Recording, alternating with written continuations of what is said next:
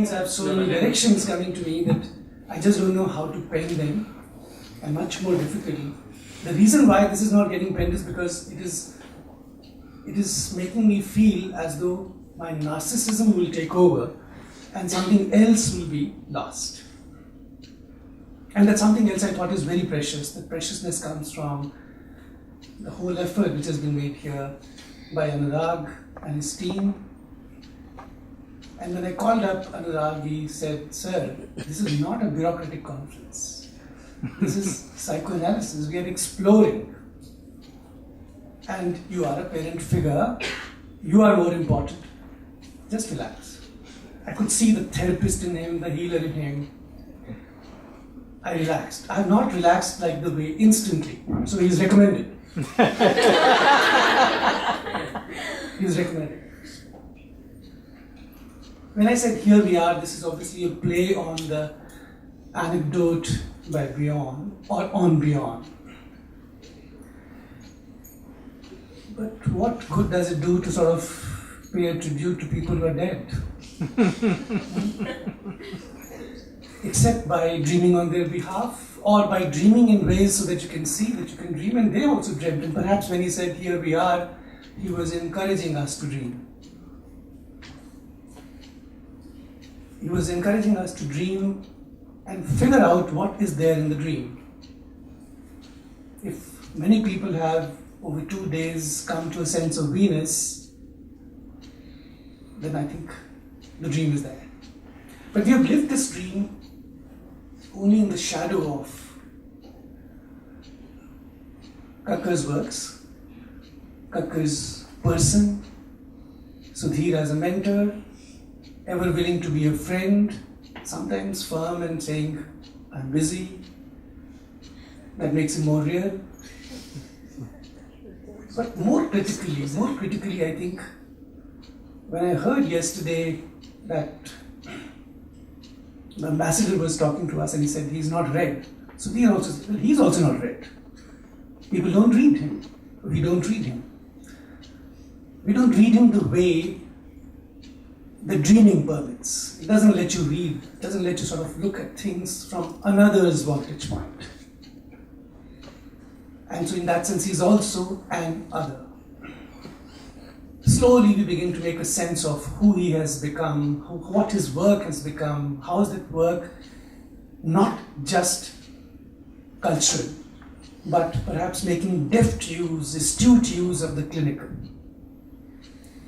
That's the part where I think the dreaming continually or is ever renewed in his work. And that's why I say we live in the shadow, we worked in the shadow of that, but he would also perhaps not be very happy if you were to say we are always in the shadows. So today when I touched the ease to be here, it was my way of breathing, my way of saying, yeah, here we are. One can breathe, and he, by not spelling out the theory, by not spelling out the method, I think he has allowed us to dream. But today I also learned, and one keeps learning while being in his presence, the way his comments come, all of us I think keep learning. I'd always thought that he's a dreamer.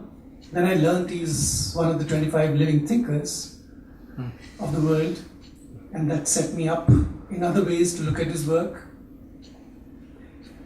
Then I thought he's an engineer. He's a person who dreams and then knows how to create a structure. Today I learned that he's also a yogi. The meaning of the craft that he brings. He works at things. So if you read The Future of an Illusion, which was also referred to yesterday by Salman, we'll see things in that. It starts from himself as a young man. It's a kind of a letter written to, in part a letter to Freud, in part using Freud's technique of thinking and writing. It slowly begins to draw Freud in terms of his own coordinates, which are the Indian coordinates of the Desha, Kala, Guna and Sanskaras. And these are perhaps Indian coordinates to the extent that they were first thought of here. I don't know how they can be kept to India, how they can be kept confined to India. They in fact float out, swim out. The moment you say, it looks like a comprehensive frame, encouraging ways of linking and connecting. So he analyzes, which is a bad word, because in this analysis he keeps connecting with Freud. In terms of the desha, in terms of the kala, in terms of the guna, in terms of the sanskaras, and then enables the dead Freud and the living Freudians to look at another way of a relationship with the God, which is that of Leela. And that is where you can see the Leela is inspiring and crafting that essay. So it's not a criticism of Freud, it's a way of returning to him through different life stages, you could say rereading him, but more critically, almost enlivening him once again, because towards the end, he joins him in the sense of irony. As an old man, he says, this is how I will take departure from him. I think psychoanalysis is also this. In fact, one of the words that I needed to retain without any effort was when he began yesterday to say also. The psychoanalysis is an infinite also, if one may put it like this. Infinite also. You can go on listening. I was just telling Ajit that the way you thought of prana for Ken by the way is missing. A good tribute to me, I missed his talk in the morning. But I compensated. I came and I touched his feet. I think I'll also get him to touch me. But so in the whole image of prana, Ajit was so much eager to help Ken get in touch with prana that Ajit himself had to find another mind, another Ajit. That's not the same Ajit. The first Ajit is keen to give him, the second Ajit is saying, but why is he obsessed with books? He wants to read book after book after book after book. But that is the worry that also comes to us when we are a listener, when we are receiving something as a profound need like prana, as a need to be in touch with a bodily self, a breathing self, a rhythm and so on. So I think psychoanalysis in that sense is always and also looking at another meaning of it. For instance, the future of an illusion is who would miss out on the mother in the term illusion after Winnicott? How can we miss out? Illusion is the mother.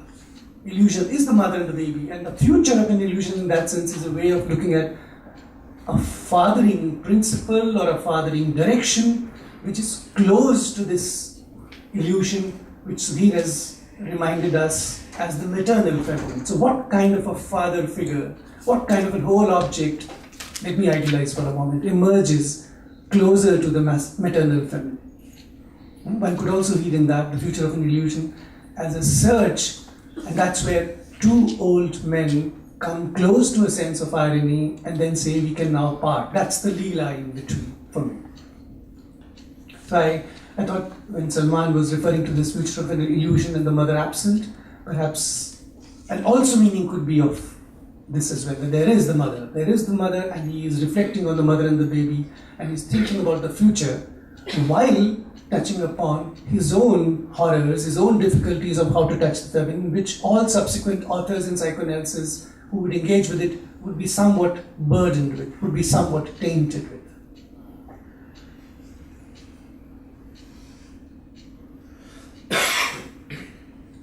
I thought in my ease today I'll give myself the license to touch gaps. It's also like a dream. The craft should begin. I think the craft is, as I recommend to myself, first and foremost, that we should, and when I say here we are, that's where I need your energy, because this ease has come about with you. It has not come about without you. It has come about wanting to reach that kind of height that Anurag gets with his laughter, that depth that Hani and Anoop have. And there are many others here, and many necessary others. Something that, for instance, Amrita touched a thing for us yesterday, in which she spoke and said, I would not face you. I thought, that's another analyst present. The analysts don't have to face, but you have to somehow find a way of listening, reading, thinking, by which people almost conjure you up without knowing that they are conjuring you up. So it was left to my daring to say, look at the pretty penis? And she said, yes, I do. And later on she was telling me, in fact, intuitively it was available. She had also spoken to that patient, but she couldn't bring it up here. And this is something that I think psychoanalysis has begun to absorb, that as you sort of grow in it, you find that too often things are happening and you find the mystery of it. The things are happening, and in those things you can see shades of parts, both in the patient and in yourself, which are on the verge of being denied or being brought through a rage or a difficult emotion which doesn't allow us to think. And when I say it doesn't allow us to think, I mean to recall for us that in sessions we meet rage and we meet shame. And rage and shame is not just the patient's. I think it is also summoning a small part in us. That small part that may have been otherwise held in good fortitude, that doesn't belong to me, or that through projective identification it has possibly intensified, but it is also called upon us to look at that small part. One session that I would have liked to bring up here, but I couldn't precisely refer to that learning, the rage of an ex-student.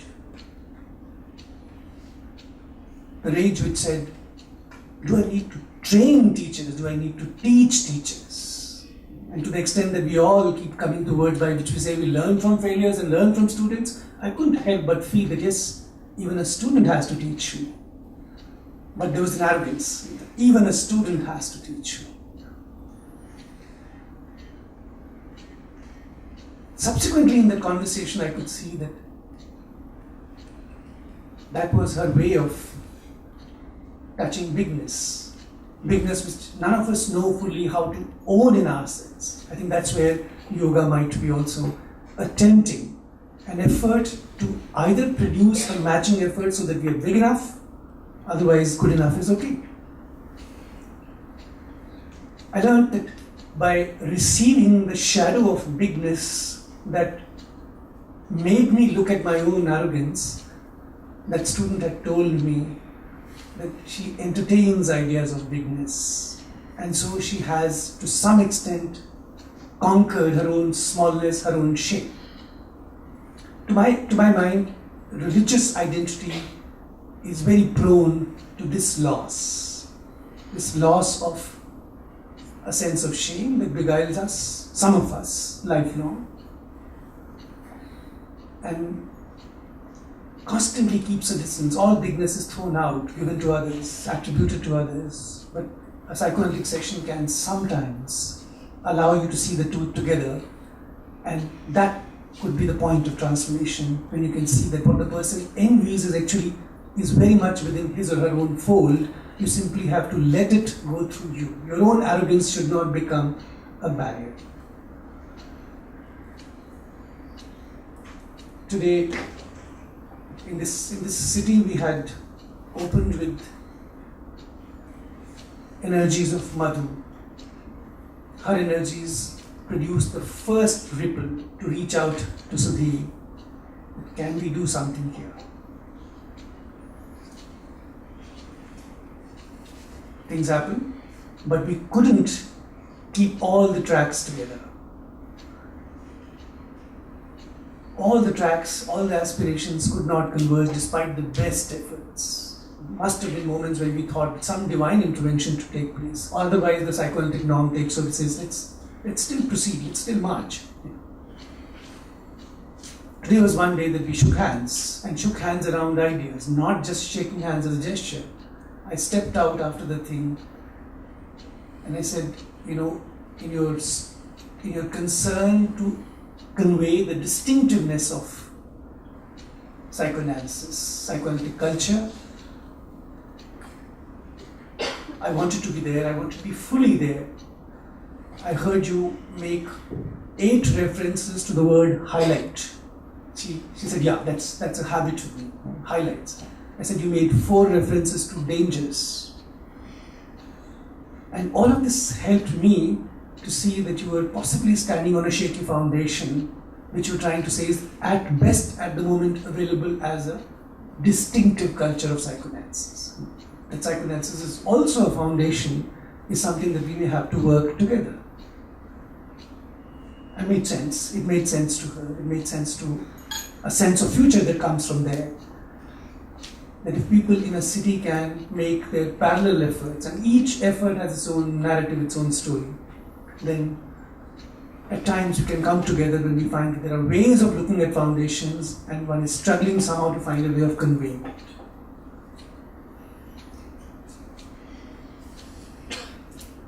There have been many other moments in these 2 days which allowed me to slowly feel that there is a Venus here. But the distinctive part has been something in Sudhir's words which stands in the way. Sudhir, when I gave the look, it was to say, you also stand in the way. Your work stands in the way. The transcendence of your work and the childlike person that you also can become in collectivities is too much to go past. And why should we go past? Yesterday I was asking him, you keep telling us that in Indian psychoanalysis, clinical processes should also change. We should do the session under a tree, as Anurag was telling yesterday. So I just spoke, I said, how would we look at termination? Look at my concern. I also want to terminate something between you and me. And he said, but why should we think about termination? But it wasn't like to say, don't think about it. It was more like, think about why you want to think about termination. And with that, the next work, it's not just the work which has gone through about a person's lifetime in the present birth. His next work of Seriously Strange is in fact asking us to look at how the cosmic also plays a role. Even though it may not be clear, but we must constantly entertain that.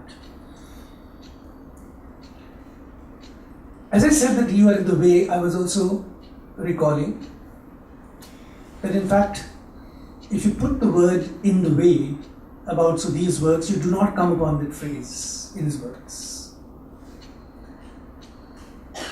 It's as if if his genius is to be evolved in terms of images, then his works perhaps entertain what could be things that can come in the way, and how do you find a certain reciprocity between them, the duality, and then go past them.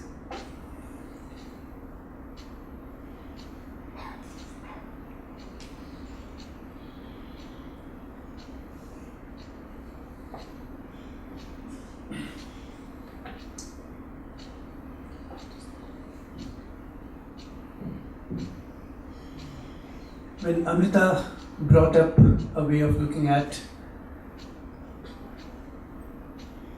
his portrayal of women,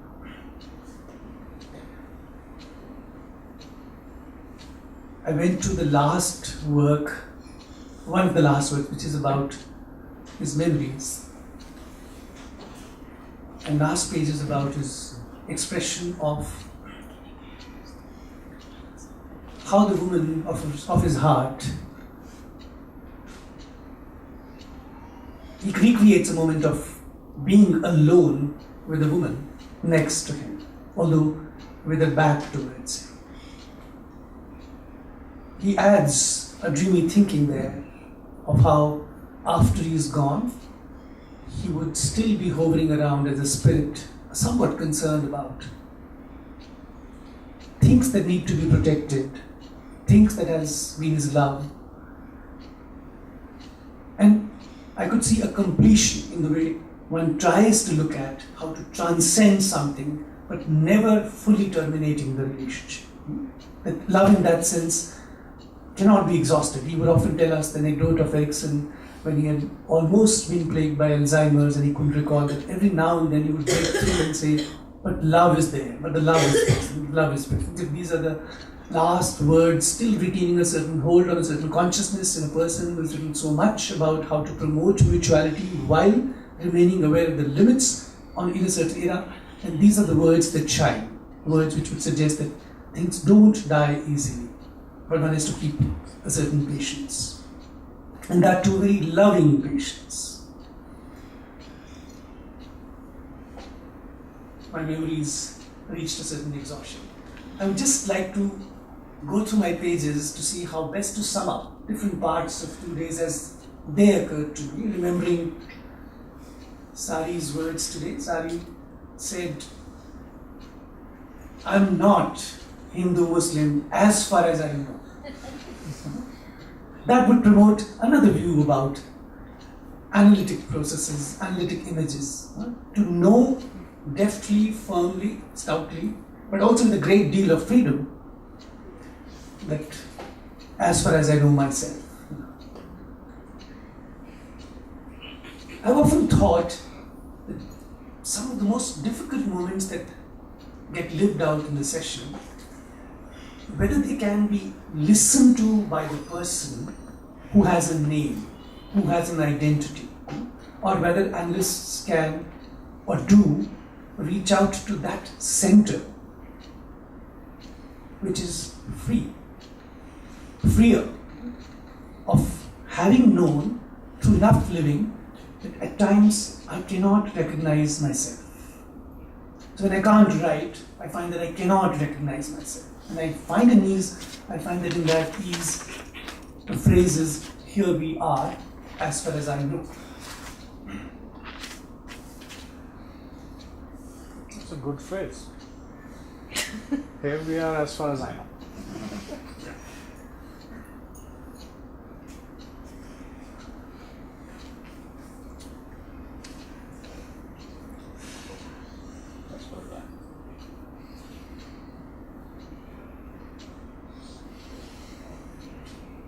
Since so many papers were presented on women's issues,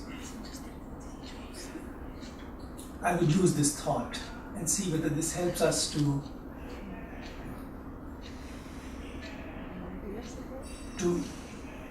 speak as a dreamer, and then to see whether some of us can get involved in the craft of how to see a reality around it. I think the girl child, the woman in our culture, the whole misogyny,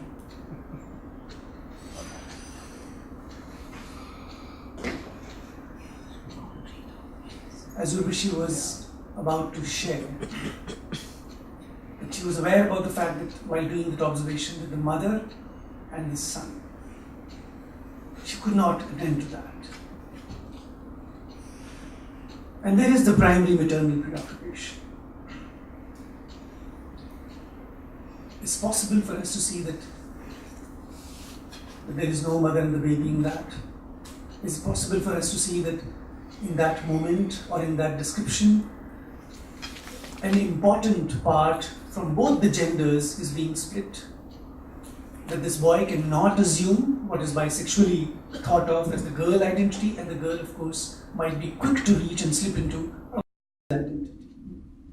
Where is the possibility of love happening if that is being lost? And in that, if there is a research to be indicated here, I would tend to think that some of the contemporary research work in psychoanalysis is in terms of listening to generations, in terms of listening to where behind this empty mother and the babies that she is nursing, there might be something more.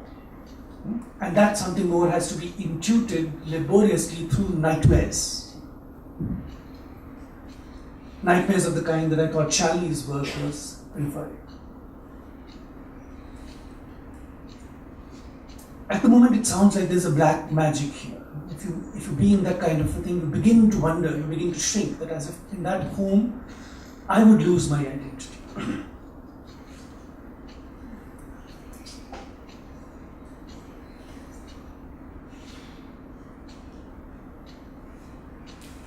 Both these gentlemen, Dr. Vankar, and I'm very bad at names. I'm sorry. Yeah. Both of them I was asking, since you've been most silent, and that is honeying me. When I reach out to people who would let you forget their presence, it's honey who sort of shines through me. So I reach out to them and I say, what is it that you feel? With some difficulty, which in itself is very important. They tell me that if somehow the technical words could be used less in our deliberations, then we might have a way of connecting. In fact, I think that is where these works are important. I feel he rarely uses technical tests. With the long analysis that I did with him, I don't know whether this was successful or not successful, Sudhir, but only once, just before going for a break, could he say, you have a fantasy of ABC kind. I won't tell you that. You have a fantasy of ABC kind. They're more fond of the backs of the women.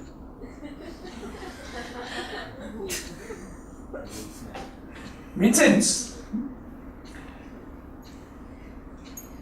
And when I almost turned my head towards him, I couldn't turn, but I almost turned my head towards him. What is this new voice that you found to convey to me like this? I could suddenly remember that he has to leave, so he's assuring me that keep this knowledge, this will help somewhere. Now the mystery of things that make sense and retain a quality of immortality in your memory is where I'm struck. So when I read later on his own description of his transcendental moment of being with a woman where the woman has her back towards him, that for at one level I can see that I would discover this. So each one of us is going to discover in a profound work something that belongs to us, but I think it is important for us to see that this is that the moment where we're bound or bonded, we speak each other's language. That for me is the spiritual. The spiritual is that when we are speaking each other's language and it seems that I am getting articulated by you, it also seems that despite that we'll have to go on our own tracks to figure out how to eke a living out of it, how to live through this, and yet bring back to join and create a tradition.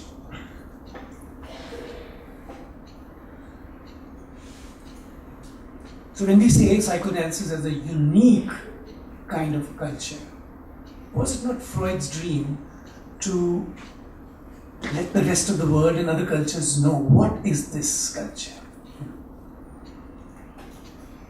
And yet it has to be expressed in a way, written in a way, that it becomes an also culture, for which the word is outsidedness, as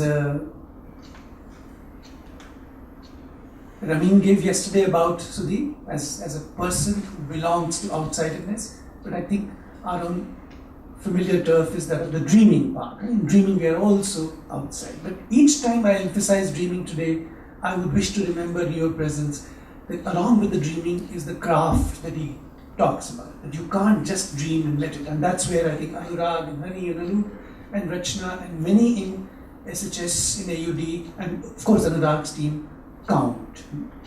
The whole craft of developing this and reaching their own dream, and then perhaps finding the next generation to link with the craft that they have enhanced.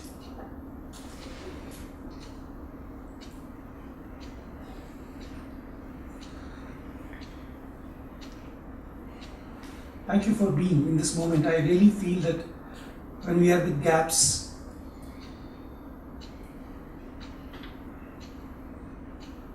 each one of you have the freedom to go into your own directions, which are your own, I feel, for a while, maybe for a few years, until you find that many have resonated in them. That's where I think the magic of Amrita's thing. But psychoanalysis is not just the magic, that's the problem. Psychoanalysis also has a lot of stammer, a stammer in our thinking, a stammer in our... That's where the patients sometimes find the freedom to express with good rage and say, you are responsible for this. In fact, if I had had my way, and I'm glad that I didn't have my way yesterday, if I had had my way, I would have started with a session from Beyond Supervision, where the patient speaks to the analyst, who in turn brings it to the supervising analyst, and you are duly confused about who is accusing whom of what. Is it the patient accusing something to a figure in the dream? Is it patient accusing the listener? And is the analyst about to accuse beyond? That thought cannot be brought back, cannot be easily retained.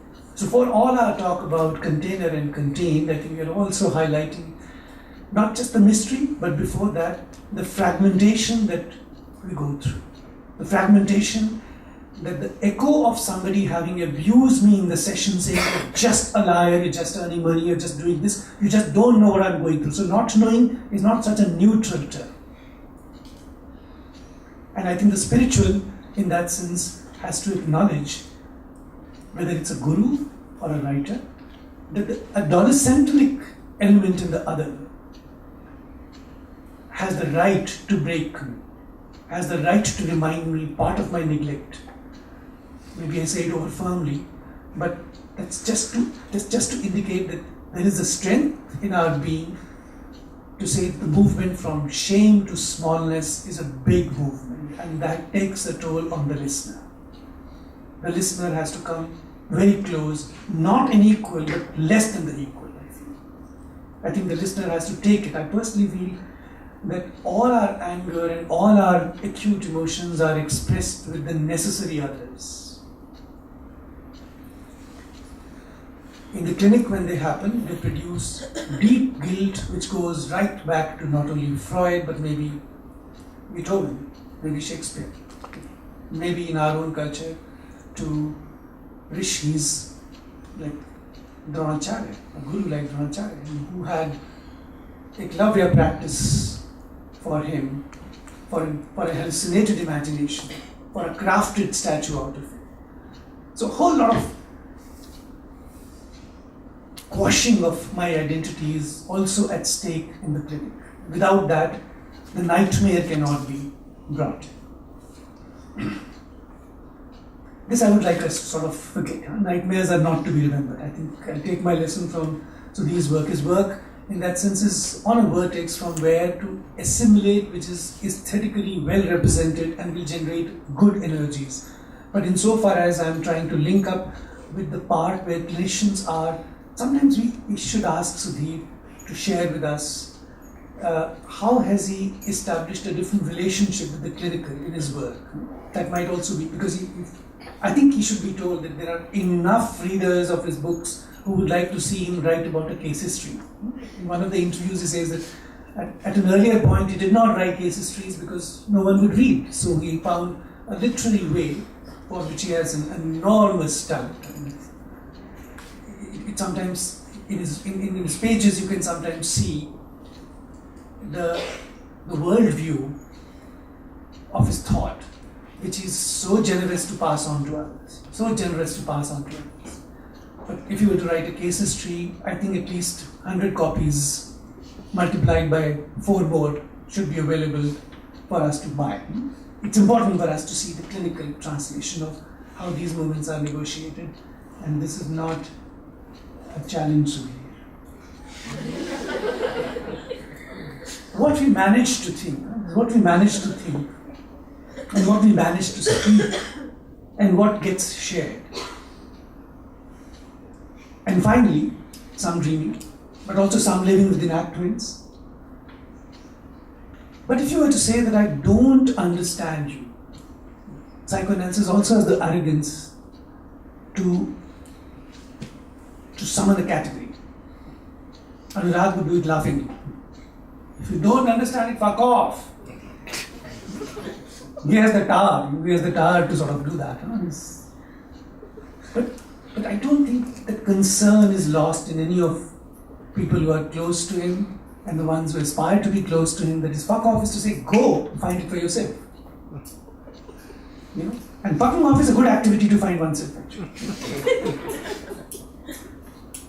That is where I think you discover necessary others in established relationships as well as outside the established relationships. I feel a lot of split parts in our lives as analysts for good reasons are not shared with the rest of the world. But that's how we maintain a good balance of living in this world while every now and then reaching that aesthetic vertex from where to have a less disdain for any vocalization. I think for me the clinic is that each time somebody vocalizes, if you heard Sudhir's comments, which I'm sure you did, you would see that each time the clinic is envisioned. It's like, this is a way of looking at, there's another way of looking at. And that for me is So when we say, I don't understand something, we are advised to say that this not understanding is not the way unconscious expects. It's infinity. Jump into it. Maybe you dare, maybe you drown, maybe you sort of lose breath, maybe you gasp, but it's still important to see that in the imagery of breathing, you will have a fragment of what made you drown. So when I held that interaction with that student, I lost the term penis envy, with envy slipping out of my life, and I've had a huge chunk and difficulty with envy, huge chunk. Large part of my writing is because it is afflicted with that envy, which I had to go on battling. And I think it's perhaps, maybe it's mine. Huh? But what I discovered after losing envy in the next 2 days was just the penis.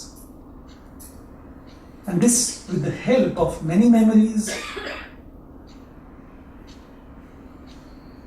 that penises, why are they not pretty? In fact, it didn't come to me as a question, it came to me as a memory. That the penis was admired as a pretty penis. So I always try to check out about my new thoughts with my wife, with honey. Anurag is, of course, maintains a very tight hours, so he's promising to sort of float a supervisory group where we can do these things. But I also checked out with Sudhir that if there are pretty penises, and if women have, in the contemporary generation in urban India, whether women have also begun touching, feeling, imagining how to get the pretty penis close, let the primordial go to it in terms of the oral, to take the penis in, to even eat it up. He dissuaded me from going on imagining like this. He said, penises are not to be eaten. I don't believe him. I think pretty things, whether this is a breast or a penis, draws a relationship with the mouth. And when I suggest that, I'm also using it as a modality, that this goes in, it sort of engages us. It gives us a different layer with which to be not just patient, but beautifully patient. Maybe the ease that I'm sharing with you is because I lost that difficulty about penis. Penises become pretty. And when I say penis, pretty penis, for me, the aspiration in that mother who wants to connect with the girl child is through the pretty penis. If she succeeds in becoming a mother to that son, then there is a possibility that she would also succeed in recovering through guilt and facilitating a passage of the girl to the father, and not sort of coming all the time in the way, all the time coming in the way. But this is my theory. And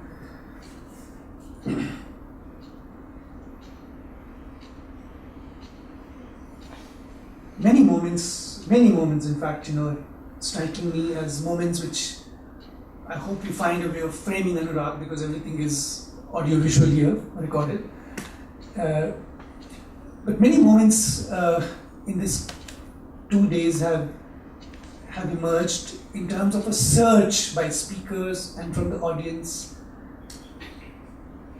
Even though there wasn't much discussion, even though a beautiful passage without much ceremony was happening, one chair goes, another chair comes, not much time is lost. So a deep respect for time, a deep respect for people coming and speaking is happening. There's one moment that still stands out.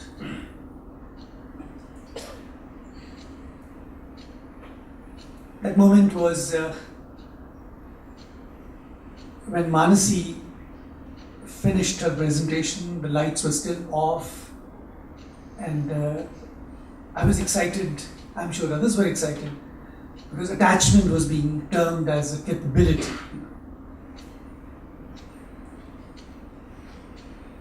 So I said, can we have the lights on? And Anup says, no. Sessions are held with lights out.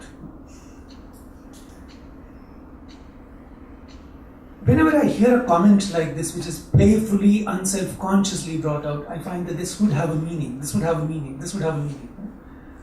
And it's only later I find that the meaning is that we are suggesting that sometimes making attachment as a capability in dark,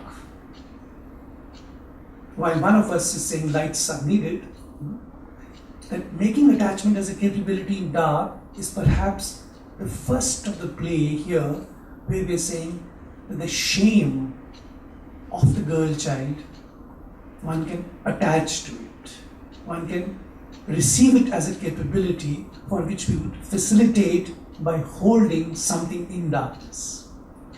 I think for me, free association is this: when things are reflected without any consciousness, because then they can be listened analytically.